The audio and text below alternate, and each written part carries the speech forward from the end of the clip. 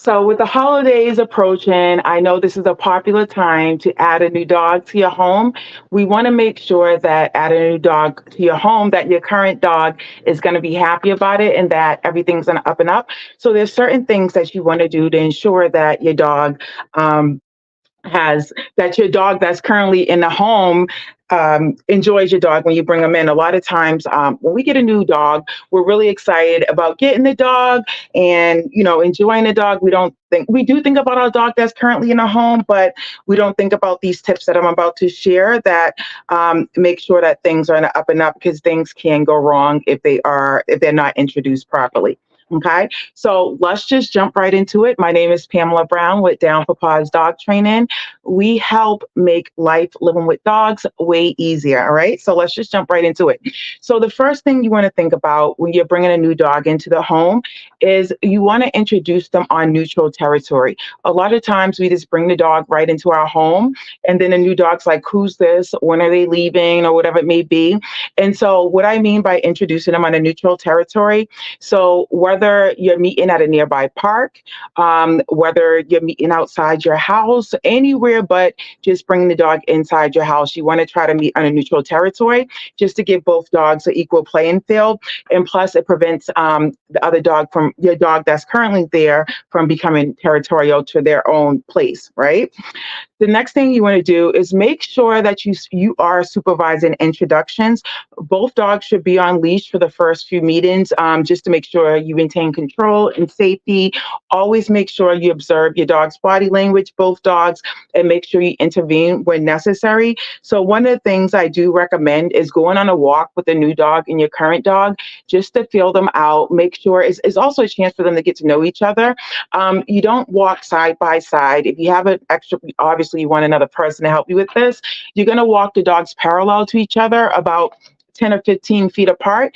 And as you continue to walk and you see that they're starting to feel comfortable, you can start to move in closer so that they're next to each other. But ideally, just meeting in a neutral environment and having them on leash, going for a walk, that's also a good start before you bring the dog into the house.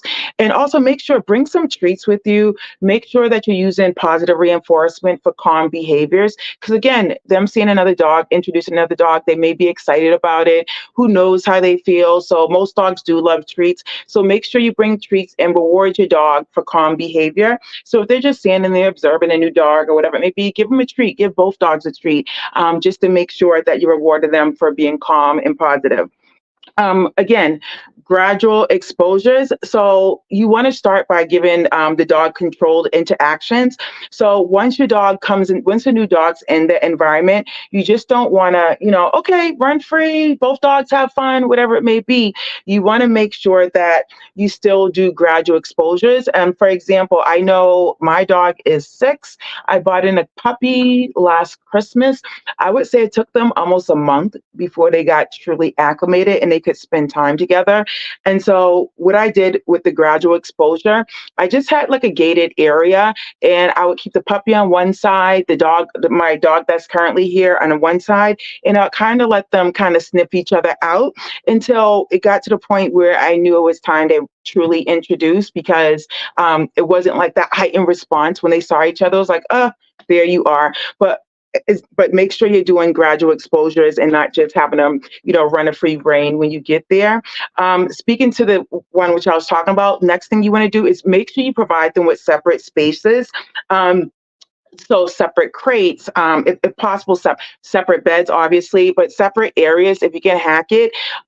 Like I said, I'm not saying you need a bedroom for both dogs or things like that, but if you have one area that's going to be for one dog, one area for the other, or again, just having 2 separate crates, you want to make sure they have their own areas.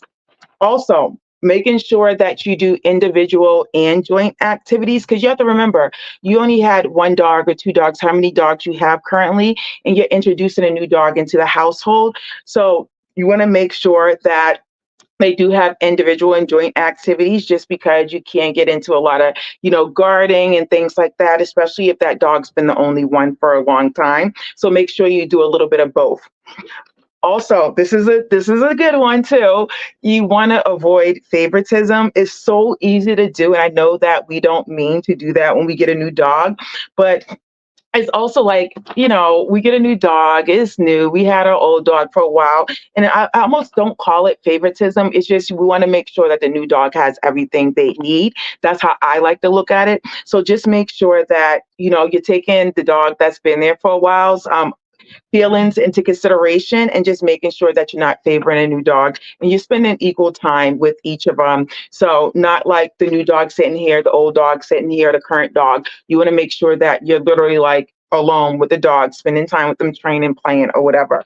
As always, I know even with these tips, things can go awry. I mean, I do these lives because you aren't a dog trainer. I'm the dog trainer. So I'm giving you these tips just to make sure that you have the best when you do get a dog, everything will be okay and everything is on the up and up.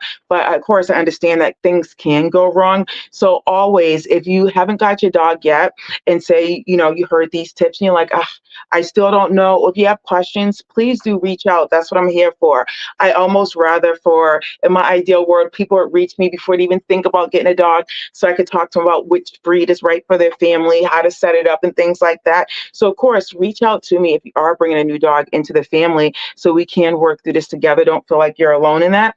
But just to run through the tips again, make sure you introduce your new dog to a neutral territory with the dog that's currently in your home. Supervise introductions, use positive reinforcement, make sure you do gradual exposure. There's no rush to kind of throw them in together into the home. Provide separate spaces.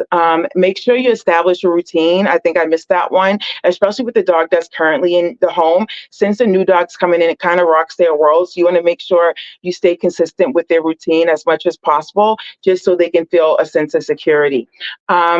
Taking individual time for both dogs individually and together. Avoid favoritism. And last but not least, if you need help, please reach out to a professional like myself. So I hope those tips are going to be helpful to you if you're thinking about adding a new dog into your family. As always, reach out if you need help. If you are the type and you love listening to podcasts, you can find me at all those podcast platforms, Spotify, Apple, at Positive Dog Training Convos. So be sure to reach me there or listen to me there. But other than that, hope you enjoy your week, and I'll see you next week with another great topic. Bye.